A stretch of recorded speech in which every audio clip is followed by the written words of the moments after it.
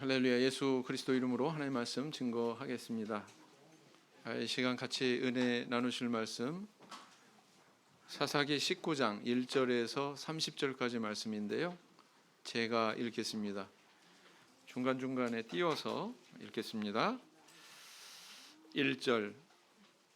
이스라엘의 왕이 없을 그때에 에브라임 산지 구석에 우거하는 어떤 레위 사람이 유다 베들레헴에서 첩을 취하였더니 그 첩이 행음하고 남편을 떠나 유다 베들레헴 그 아비 집에 돌아가서 거기서 넉 달의 날을 보내매 그 남편이 그 여자에게 다정히 말하고 그를 데려오고자 하여 하인 하나와 나귀 두 피를 데리고 그에게로 가매 여자가 그를 인도하여 아비의 집에 들어가니 그 여자의 아비가 그를 보고 환영하니라.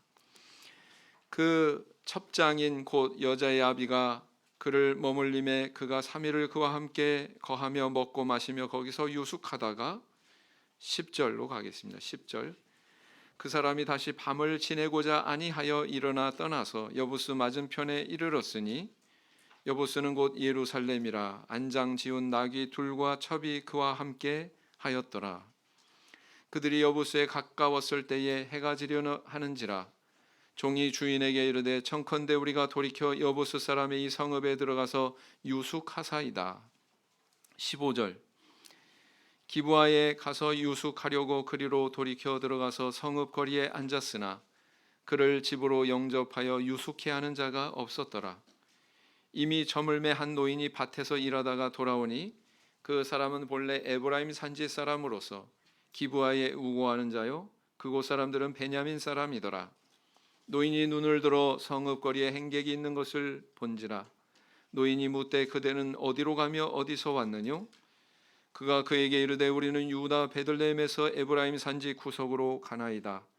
나는 그곳 사람으로서 유다 베들레헴에 갔다가 이제 여호와의 집으로 가는 중인데 나를 자기 집으로 영접하는 사람이 없나이다. 우리에게는 나귀들에게 먹일 집과 보리가 있고 나와 당신의 여종과 당신의 종 우리들과 함께한 소년의 먹을 양식과 포도주가 있어 무엇이든지 부족함이 없나이다. 노인이 가로되 그대는 안심하라. 그대의 모든 쓸 것은 나의 담책이니 거리에서는 자지 말라 하고 그를 데리고 자기 집에 들어가서 나귀에게 먹이니 그들이 발을 씻고 먹고 마시니라. 그들이 마음을 즐겁게 할 때에 그 성읍의 비류들이 그 집을 에워싸고 문을 두들기며 집주인 노인에게 말하여 가로되 내 집에 들어온 사람을 끌어내라. 우리가 그를 상관하리라. 집주인 그 사람이 그들에게로 나와서 이르되 아니라 내 형제들아 청하노니 악을 행치 말라. 이 사람이 내 집에 들었으니 이런 망령된 일을 행치 말라. 보라 여기 내 처녀 딸과 이 사람의 첩이 있은즉 내가 그들을 끌어내리니 너희가 그들을 욕보이든지 어찌하든지 임의로 하되 오직 이 사람에게는 이런 망령된 일을 행치 말라 하나. 무리가 듣지 아니하므로 그 사람이 자기 첩을 무리에게로 붙들어내매 그들이 그에게 행음하여 밤새도록 욕보이다가 새벽 미명에 놓은지라. 동틀 때 여인이 그 주인의 우고한 그 사람의 집 문에 이르러 엎드러져 밝기까지 거기 누웠더라.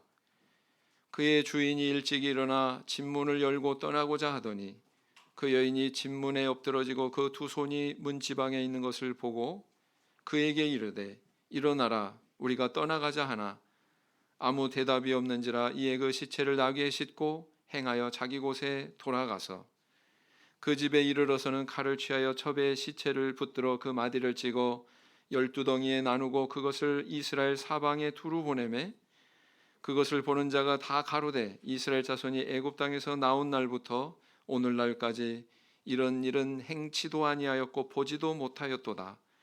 생각하고 상의한 후에 말하자 하니라. 우리가 믿는 기독교 신앙은 혼자 골방에서 이렇게 수도하고 그래서 구원에 이르는 그런 폐쇄적인 종교가 아니죠.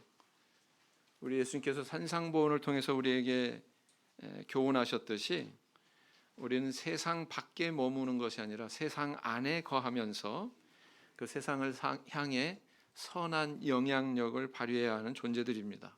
그래서 우리를 부르셨죠.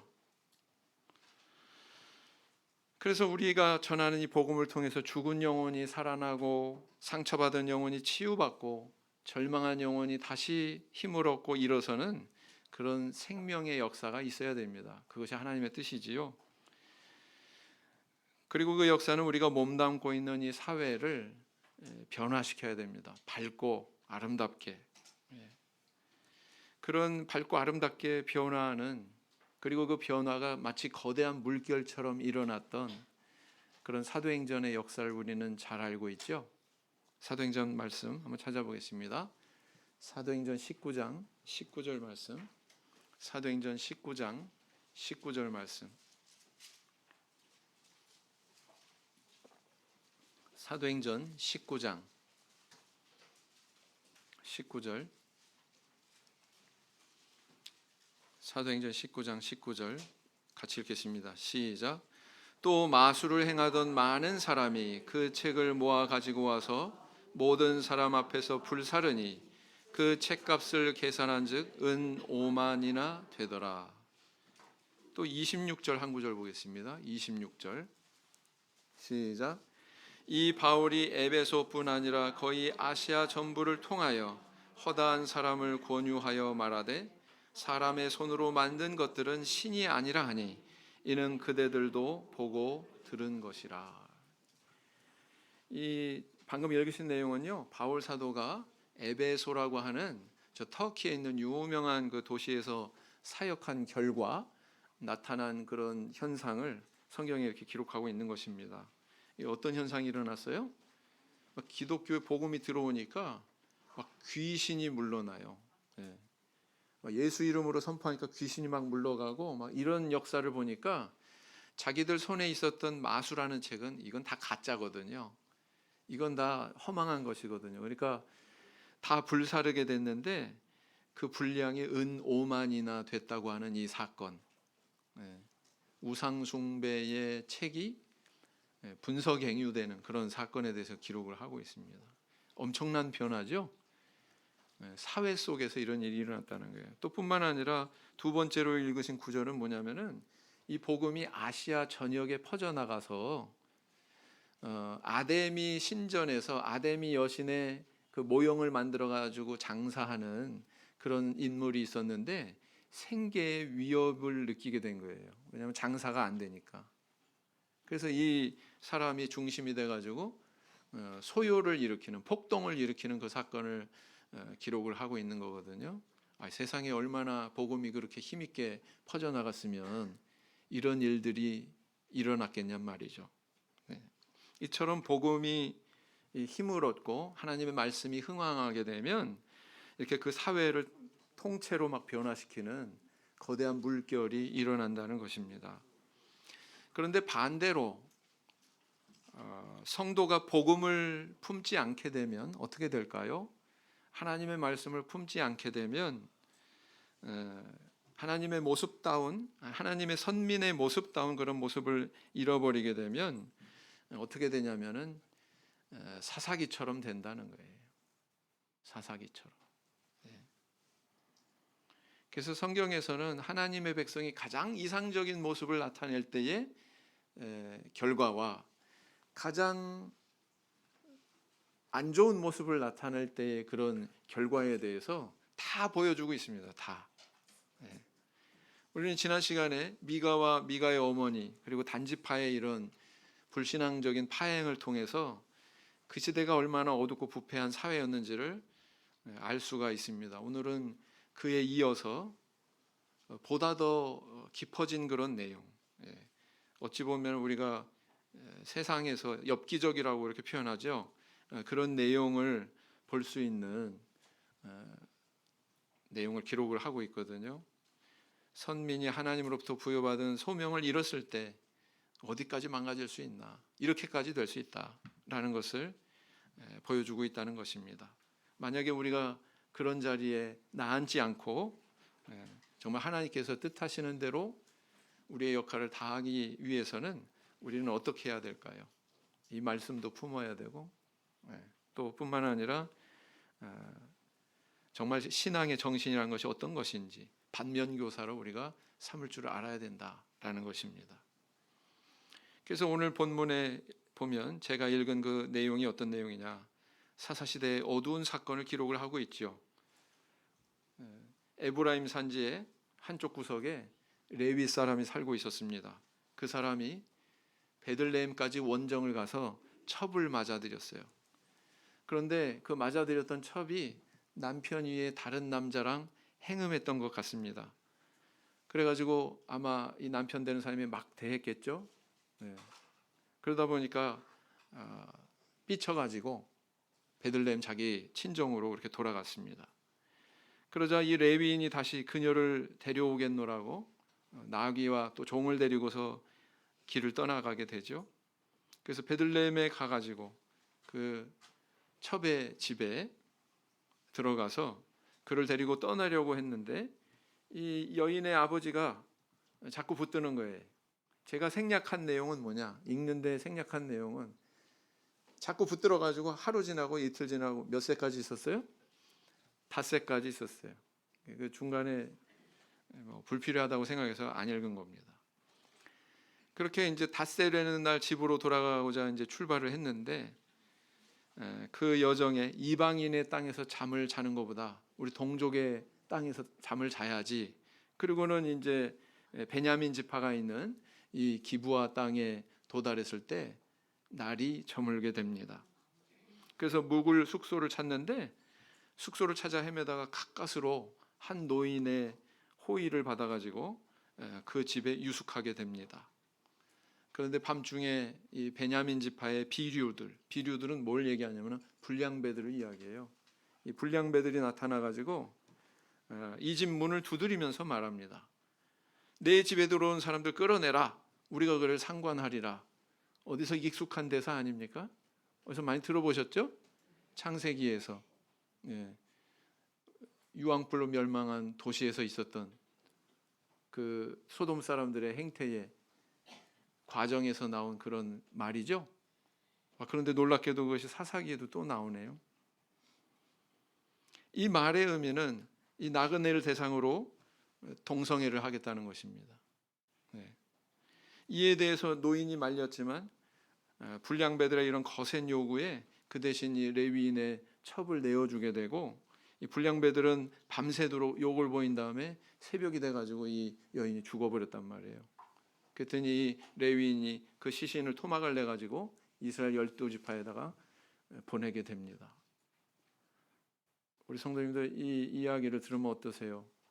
참 은혜 받으려고 오늘 안식일에 예배 보러 왔는데 하필이면 왜 이런 내용이냐.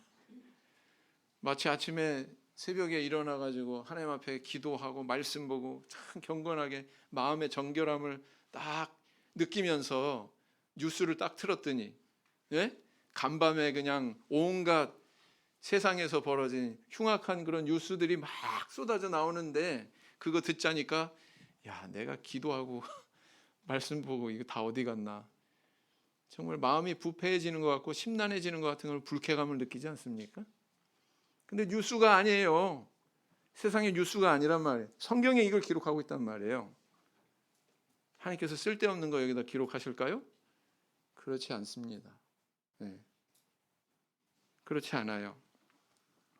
성경이 이것을 기록하고 있고 모든 시대 하나님 백성들이 이걸 알아야 된다, 이런 뜻을 담고서 지금 전달하고 있는 겁니다.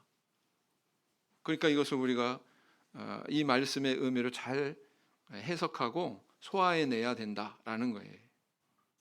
왜 사사시대에 이런 사건이 일어났을까요? 그 이유에 대해서 1절에 사실은 답을 주고 있죠. 뭐라고요? 사사시대에 누가 없었어요? 왕이 없어요. 그래서 자기 소견에 옳은 대로 행하는 시대였다고 그랬습니다. 여기서 왕은 누구를 의미한다고요? 사울왕, 다윗왕 이런 왕이 아니라, 그죠? 뭐 윤석열, 바이든 이런 왕이 아니라 누구라고요? 여호와 하나님. 마땅히 여호와 하나님이 그 백성들의 왕이 되셔서 그 말씀을 통해서 그들이 통치받고 치리받는 그런 관계가 돼야 되는데 그러지 않았다는 거예요. 그래서 사실 이런 일이 벌어진 거다라는 것입니다.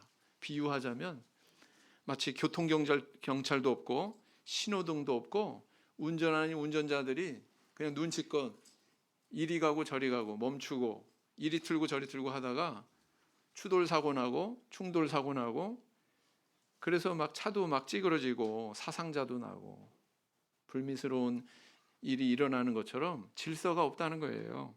예. 무질서의 도로처럼 말이죠. 예, 한마디로 영적인 무정부 상태가 됐다는 것을 의미하는 겁니다. 예. 그러면 하나님이 이 사건을 통해서 성도에게 전달하시고자 하시는 교훈은 뭘까요? 예. 만약에 이 하나님의 백성이 하나님의 백성다움을 상실해 버리면 이 지경이 된다는 거예요. 이 지경이 된다. 예. 그래서 선민이 제 역할을 못하게 되면 바로 이런 현상이 발견이 된다. 첫째는 뭡니까? 화인 맞은 사람이 주류가 되는 사회가 된다는 것입니다. 1절 2절 가서 다시 읽어보시겠습니다. 이스라엘의 왕이 없을 그때에 에브라임 산지 구석에 우고하는 어떤 레위 사람이 유다 베들레헴에서 첩을 취하였더니 그 첩이 행음하고 남편을 떠나 유다 베들레헴 그 아비의 집에 돌아가서 거기서 넉 달의 날을 보내매 그랬어요. 레위인이 유다 베들레헴까지 가서 거기 가서 신방하고 다른 백성들한테 하나님 말씀 권면하고 그러기 위해서 간 게 아니에요. 뭐 하기 위해서 갔어요? 첩을 취하기 위해서 갔어요. 첩을 다시 데리고 오기 위해서 갔습니다. 레위인이 첩을 취했다. 이건 레위인이 할 일이 아니었습니다. 왜 그렇습니까? 레위인은 하나님께서 특별히 구별한 지파죠. 뭘 위해서? 하나님의 성소에서 봉사하는 일을 하는 제사장으로 또 세우기 위해서. 그러니까 이 부정한 여인을 취하지 못하도록 규정되어 있는 것은 이건 기본이었어요. 레위기 21장 7절에 보면 레위인은 그런 부정한 여인을 가까이 못하게끔 그렇게 금지하고 있습니다.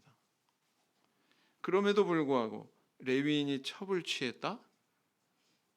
그리고 또 그 첩이 자기 집으로 돌아가고 어쩌고 그러니까 나귀와 종을 데리고서 다시 또 되찾으러 가고 이랬다?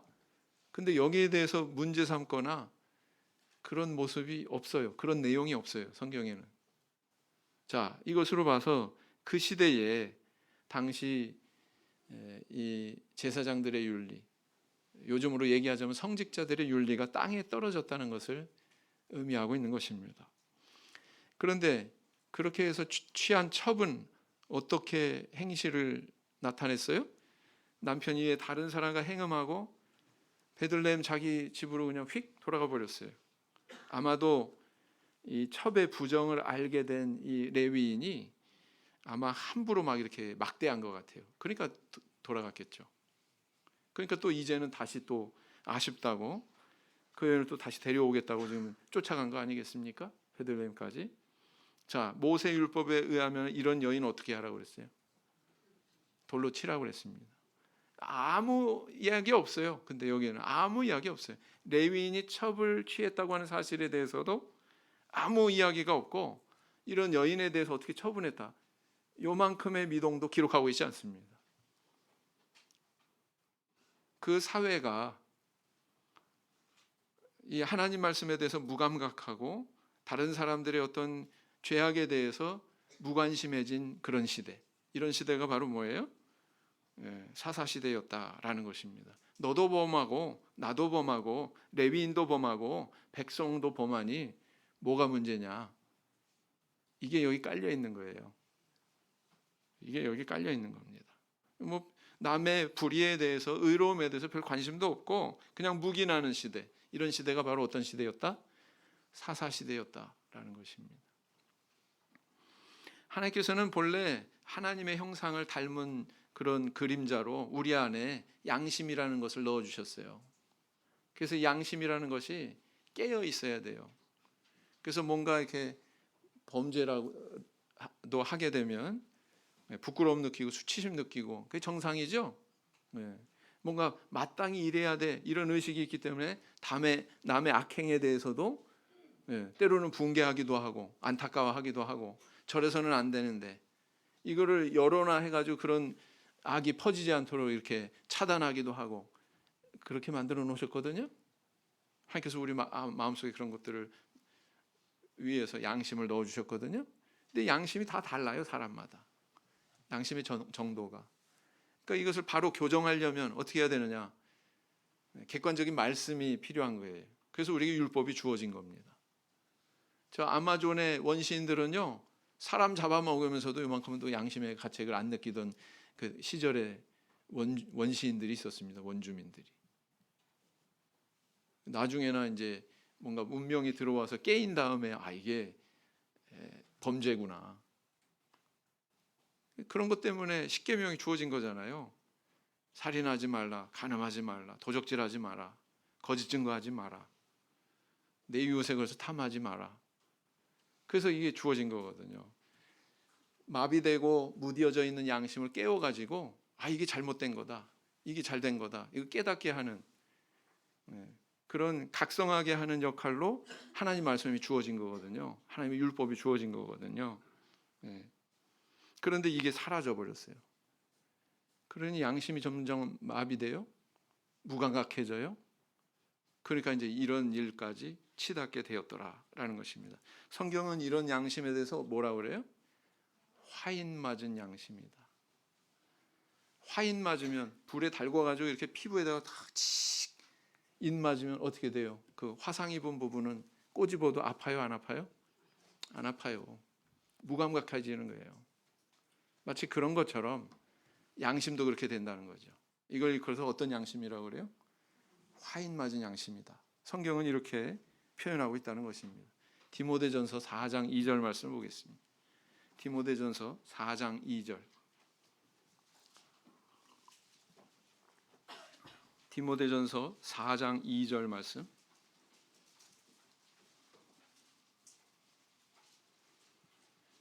디모데전서 4장 2절 같이 읽겠습니다. 시작. 자기 양심이 화인 맞아서 외식함으로 거짓말하는 자들이라. 이렇게 바울 사도는 이 양심이 화인 맞았다 이렇게 표현하고 있다는 것입니다. 이런 범죄가 더 심각해지는 건 뭐냐면 사회화될 때, 이 한둘이 아니에요. 사회에 거대한 물결이 돼가지고 너도 나도 다 이런 쪽으로 가버릴 때, 사회화될 때 이 굉장히 심각해진다는 것입니다. 왜요? 그러면 하나님께서 멸망시키시거든요. 거기서 심판하시거든요. 그래서 우리가 살아가고 있는 사회마다 이런 편차가 있어요. 관찰을 해보면 어떤 죄악에 대한 이런 양심이 깨어 있는지 깨어 있지 않은지 편차가 있습니다. 언젠가 제가 그 이탈리아 배낭여행 간 한국의 20대 청년들을 이렇게 취재하는 그런 프로그램을 봤거든요. 배낭을 이렇게 메고 배낭여행 하는 거예요. 젊은 시절에 이 학생들이 이탈리아에 갔는데 해가 떨어졌어요. 그래서 어두운 길을 이 청년들이 걷고 있는데 갑자기 옆에 다른 그 길 가던 사람들이 접근하더니 검은 손이 탁 등장하는 거예요. 그 뒤에 배낭에 자크를 여는 거예요.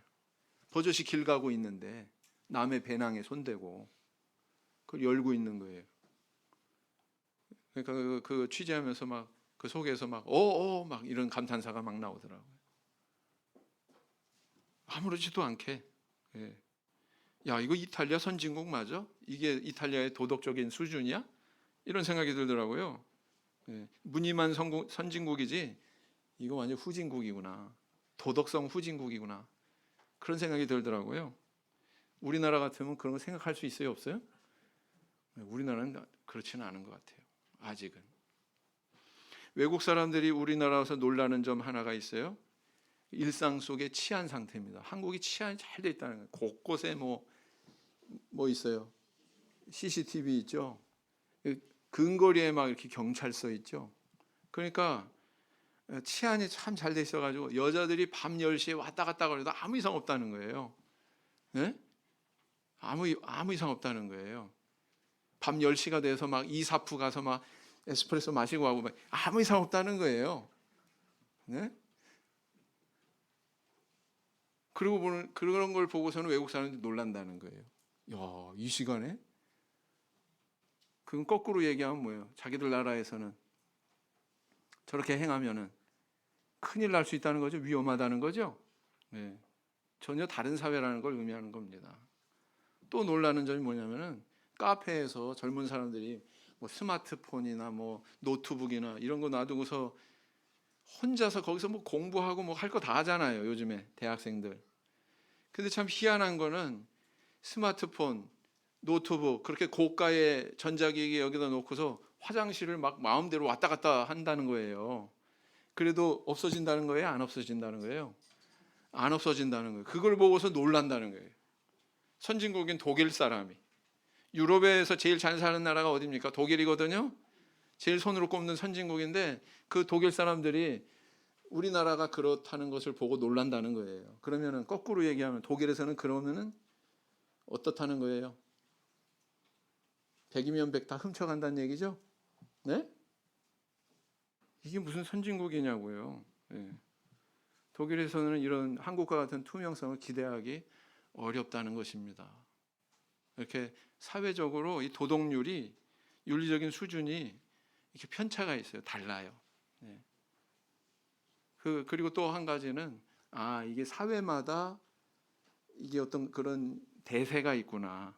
생각의 대세가 있구나. 그게 그 사회의 특징을 규정짓는구나라는 것을 알 수가 있습니다. 그래서 이 죄악이 사회화되면은요, 너도 나도 그렇게 범죄하는 것을 당연시하고, 이런 사회가 이제 불미스러운 범죄나 흉흉한 사건들이 이제 더 깊어지게 되는 거거든요. 하나님은 이스라엘 사회가 이런 불의와 죄악으로부터 부패하지 않도록 하기 위해서 안전장치로 누구를 세웠냐면은 레위인을 세운 겁니다.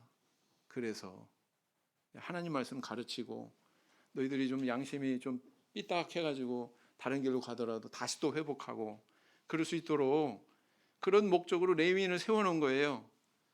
근데 그런 레위인이 도리어 첩을 취해. 이거는 답이 없어지는 거예요. 비유하자면은 환자를 고치고 이렇게 수술하고 그래서 낫게 해줘야 되는 의사가 소독을 안 해. 소독을 안 한 상태로 그 손으로 환자를 접하다 보니까 환자를 치유하다 보니까 오히려 바이러스에 감염이 돼가지고 오히려 더 빨리 죽어버리는 그런 상황이 돼버리는 거예요. 노답이죠. 이렇게 되면은 그겁니다. 오늘 우리 하나님께서는 특별히 우리 참교회를 세우셨어요. 사도교회 같은 거는 순수한 신앙을 소유하고 있는 우리 참교회를 세우셨습니다. 그 목적은 뭐예요?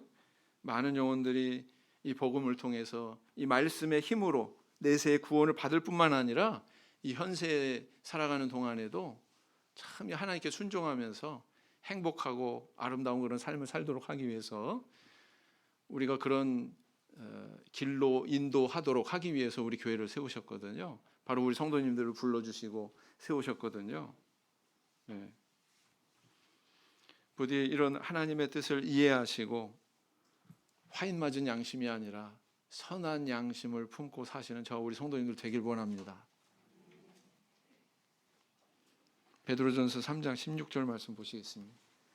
베드로전서 3장 16절. 베드로전서 3장 16절. 베드로전서 3장 16절 같이 읽겠습니다. 시작. 선한 양심을 가지라. 이는 그리스도 안에 있는 너희의 선행을 욕하는 자들로 그 비방하는 일에 부끄러움을 당하게 하려 함이라. 자, 그 다음에 하나님의 선민이 빛과 소금이 되지 못하면 어떻게 되느냐? 두 번째는 사랑이 식어진 사회가 됩니다. 사랑이 식어진 사회가 돼요.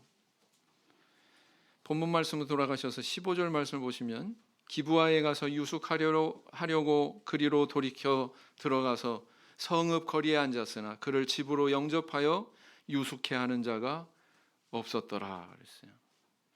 이 레위인이 첩과 종을 데리고서 베냐민 지파에 속한 기브아 땅에 뒤늦게 도착을 합니다.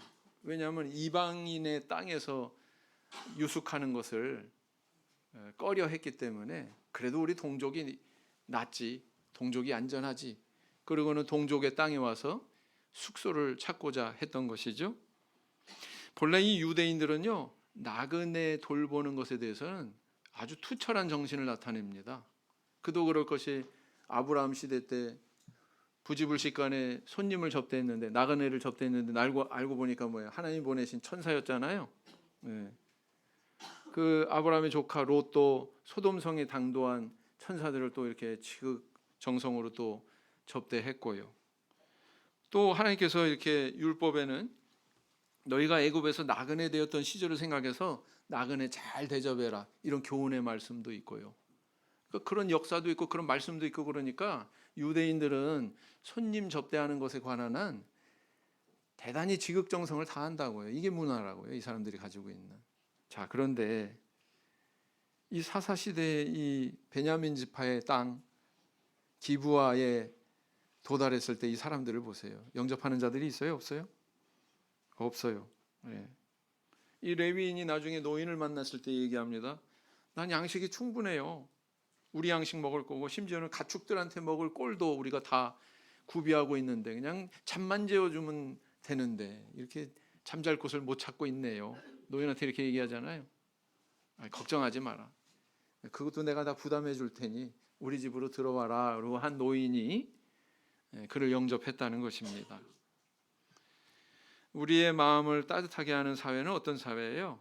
물론 범죄가 없고 치안이 잘 된 사회도 그런 사회다, 이렇게 얘기할 수 있지만, 보다도 적극적인 의미로 어려운 사람, 딱한 처지에 있는 사람들을 배려하고 돌보는 문화가 살아있는, 그게 법적으로 이게 제도가 있으면 더 좋고요. 법적인 제도가 못 받쳐준다고 해도 사람들 사이에 마음이 따뜻해서 그런 것들을 보완해 줄 수 있는 그런 사회, 그런 사회가 따뜻한 사회 아닙니까? 네. 그런데 이 사사시대의 모습은 그렇지 않았다는 거예요. 네. 어떤 사회가 좋은 사회고 어떤 교회가 좋은 교회예요? 이렇게 약한 사람, 딱한 처지에 있는 사람들 잘 배려해 주는 그런 문화가 흐르는 사회와 교회가 좋은 곳이다라는 것입니다. 대만 교회 이렇게 방문해 보면은요, 저기 시골 교회가 있어요. 산지 교회 이런 데가 있고, 도시에 세워진 또 교회도 있습니다. 물론 다 사랑으로 접대합니다. 그러나 나중에 이제 여행 다 끝나고 나서 여러분 어느 교회가 가장 인상 깊으세요? 어디가 제일 좋았어요? 그러면은 거의 시골 교회에서 접대받은 거를 이야기를 해요. 정말 지극정성으로 최선을 다해서 그런 접대하는 걸 보면서 그 안에서 사랑을 느낀다는 것입니다. 다 그렇게 이구동성으로 고백하거든요. 그런 걸 보면, 야, 손님 접대하는 게 이렇게 참 중요한 거다. 우리의 신앙의 정신을 나타내는 척도구나 라는 것을 알 수가 있습니다.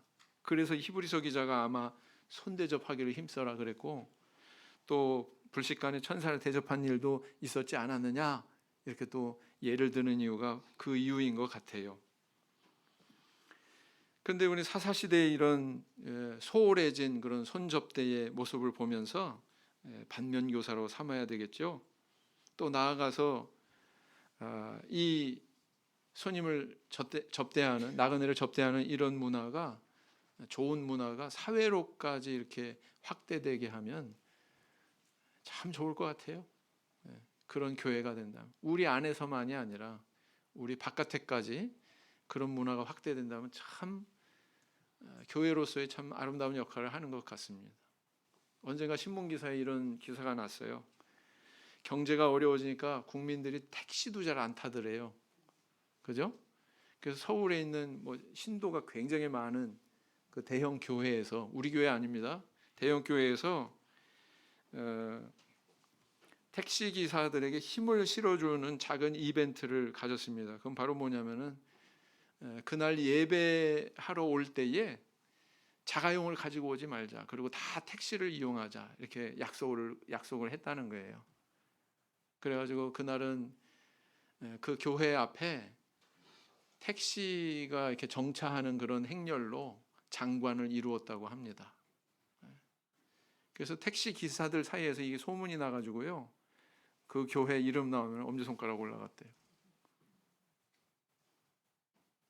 참 타교의 이야기지만 참 이 사회를 참 훈훈하게 만드는 그런 이야기죠. 그럼 국사는 없느냐? 국사는. 금천 뉴타운 경로당에 있는 회장님이 하루는 우리 교회 녹화하고 오셨어요. 그리고는 막 깊이 고개 숙여서 저한테 인사를 해가지고 일단 받았죠. 왜 이렇게 인사를 하시나? 그랬더니 아이고, 이렇게 오랫동안 우리 경로당에 믹스 커피를 대주셔서 너무나도 감사합니다. 그리고는 가래떡을 그냥 한 보따리를 가지고 오신 거예요. 아이고, 이게 변변치 않지만 이거라도 저희들이 감사의 뜻을 전하기 위해서 왔습니다. 참 그걸 받아드는데요. 저 가래떡 별로 안 좋아하거든요. 근데 그 가래떡은 맛있더라고요.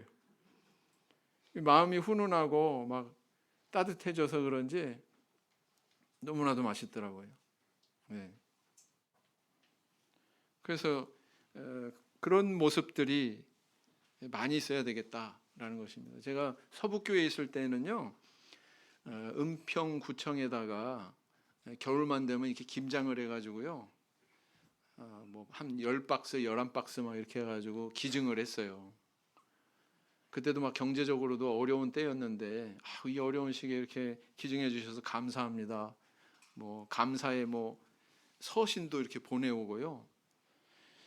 그러더라고요. 그런데 언젠가 행정일을 하려고 그 은평구청에 가서 이제 해당 부서에 가서 나 어디서 이런 일을 하러 왔는데요. 그러면서 문의를 하니까 참예수교회 목사님 아니세요? 알아보는 거예요. 깜짝 놀랐습니다. 그래서 어떻게 저를 아시냐고. 여차저차 해가지고 이렇게 연말 되면은 이렇게 김장김치 기증해 주시고 그래서 저희들이 감사하게 생각하고 있습니다. 그러면서 이야기를 하더라고요. 그 제가 막 여기에 뽕도 안 집어넣는데 막 어깨가 얼마나 올라가는지 몰라요. 그 마음이 너무나도 따뜻해지더라고요. 네. 우리 교회도 이렇게 사회에 기여할 수 있다. 네. 사회로부터 우리가 칭찬받을 수 있고 또 그 사람들 마음 따뜻하게 해줄 수 있다라는 것을 확인하니까 너무나도 기쁜 마음이 들었습니다. 자부심이 생겼어요. 네. 부디 이 사랑의 접대로 이 삭막한 사회, 정말 어려워져가는 그런 사회에 많은 사람들의 마음을 따뜻하게 만들어줄 수 있는 우리 교회가 되기를 소망합니다. 자, 그 다음에 이제 세 번째는 이 하나님의 선민이 소금과 빛의 역할을 다하지 못하게 되면 어떻게 되느냐? 사회에 망령된 그런 범죄가 만연하게 됩니다. 이 사회에. 사사기 19장 22절을 보시면 그들이 마음을 즐겁게 할 때 그 성읍의 비류들이 그 집을 에워싸고 문을 두들기며 집주인 노인에게 말하여 가로되 내 집에 들어온 사람을 끌어내라 우리가 그를 상관하리라. 여기서 이 상관하리라라고 하는 이 단어는요, 성적 관계를 맺겠다라고 하는 이런 뜻이라고 그래요. 어디서 많이 발견한 말씀이라고 그랬죠? 바로 유황불로 멸망한 소돔과 고모라 그 시대에 발견되는 그런 대사지 않습니까? 창세기 19장 5절 말씀을 보시겠습니다.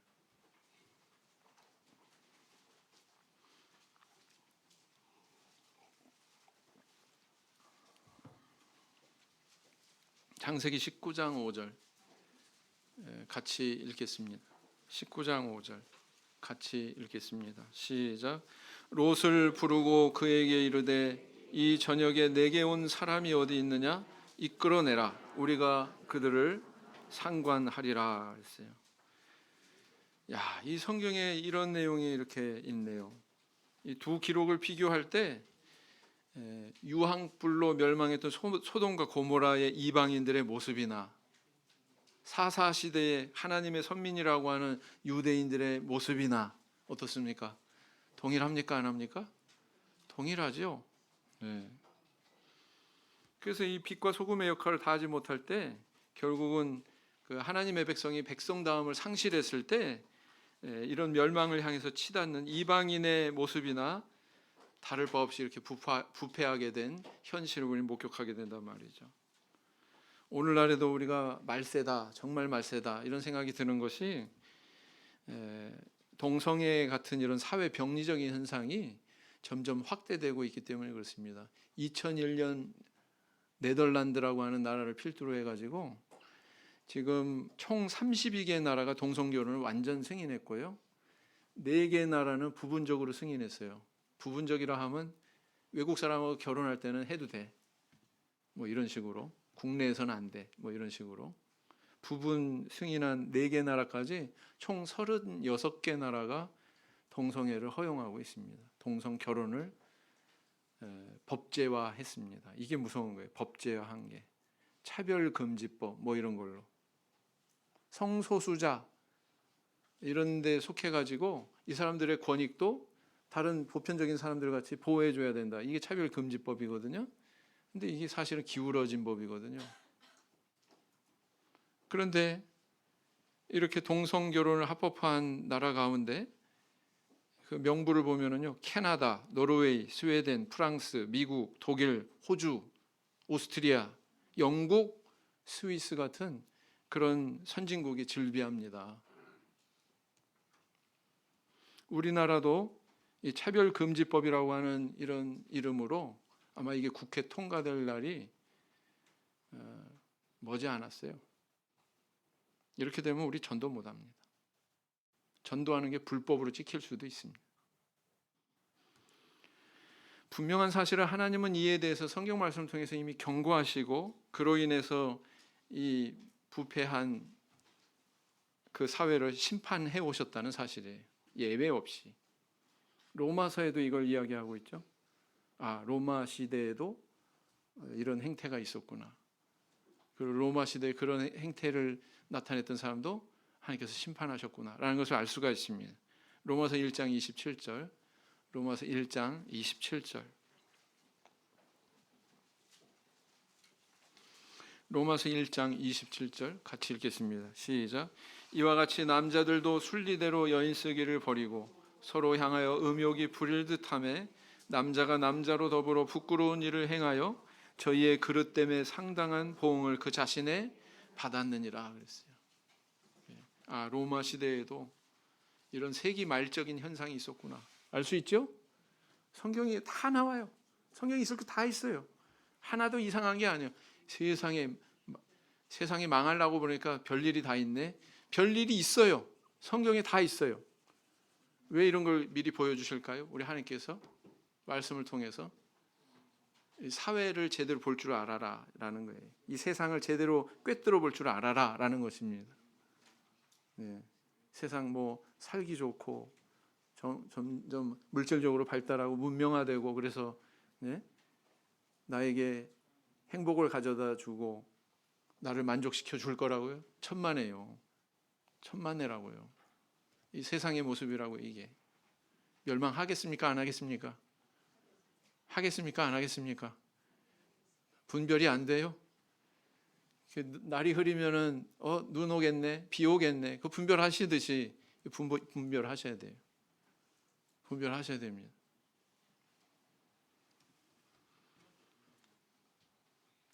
나도 원하고 저 사람도 원하고 그러니까 세상 사람들이 다 그렇게 하니까 그렇게 가는 게 정상이다. 천만에요. 하나님은 우리를 세우셨습니다. 왜요? 그런 세상을 향해서 그러면 안 돼. 그건 하나님의 뜻 아니야. 하나님의 뜻은 이거야. 이 길로 가야 돼. 이렇게 인도하시기 위해서 우리를 세우신 것입니다. 네. 그래서 남들은 다 그렇게 해도 그건 하나님 뜻 아니기 때문에 나는 안 해. 그리고 또 하나님 뜻이 이것이기 때문에 우리는 이 길로 가야 돼 라고 많은 사람들에게 이야기할 수 있어야 되거든요. 네. 부디 그런 신앙의 길을 가는 저 우리 성도님들 되기를 원합니다.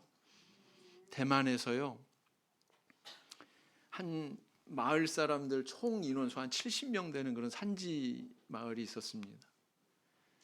이 사람들이 정부의 아주 골칫거리였어요. 대만 정부에. 왜냐하면 술을 한번 마셨다 하면 그냥 말술로 마시고 항아리 통째로 갖다 놓고 마시고 그러고 나서는 노숙하고 길거리가 넓어져서 그냥 자기도 하고 또 지나가는 사람 그러다가 뭐 강도짓 하기도 하고 죽이기도 하고 또 그렇게 술 마시면 이성을 잃어버리는데 이성을 잃어버린 상태에서 가족들끼리 또 불미스러운 일이 일어나기도 하고 막 이러니까 대만 정부에서 골치가 아팠던 거예요. 자, 그런데 이곳에 우리 교회에 복음이 들어갔습니다. 90세 가까이 된 노인이 암 말기 환자였는데 세례받고 이 양반이 살았어요. 그 할아버지가 강가에 들려가지고 세례를 받으러 물에 들어갔는데 스스로 걸어서 나오셨어요. 그리고 살았어요. 뭐 이제 얼마 안 남았다고 그렇게 의사가 선고했는데 계속 살더래요. 점점 호전되더래요. 놀랍지 않습니까? 그래서 그 70명 마을 사람들이 다 전도가 됐어요. 70명 마을 사람들이. 왜? 다 친척들이거든. 다 친척간이에요. 그러니까 다 이 소식이 전해져 가지고 다 전도가 됐어요. 그래서 어떻게 됐느냐? 아주 모범적인 그런 삶을 사는 사람들로 다 변화되었다는 것입니다. 이런 일들이 여러 건 있으니까 대만 정부에서 우리 교회의 존재를 인식하기 시작했던 것 같아요. 그래서 대만 그 총회장실에 가면 지금도 걸어놨는지 모르겠습니다만 대만 부총통으로부터 받은 표창장이 있어요. 그 표창장 받을 때 찍은 사진 또 있어요. 네. 혹시 대만 가실 일이 있어서 총회장실 들어갈 일이 있으면 한번 총회장님한테 한번 물어보세요. 그런 사진 있어요? 그러고 한번 사진 찍어 오시기 바랍니다. 하나님 말씀에 이런 힘이 있구나. 하나님의 복음에 이런 힘이 있구나. 어때요? 참 가슴 뛰는 얘기죠? 사도교회를 추구하는 게 우리 교회 신앙입니다. 에베소에서 일어났던 그 엄청난 하나님의 이 사회를 통째로 변화시켰던 변화의 바람, 저 우리 청주교회에 있기를 간절히 고대합니다. 네. 그런 신앙의 길을 걸어가시는 저 우리 성도님들 다 되시기를 예수님 이름으로 기원드립니다. 묵상 기도하시겠습니다.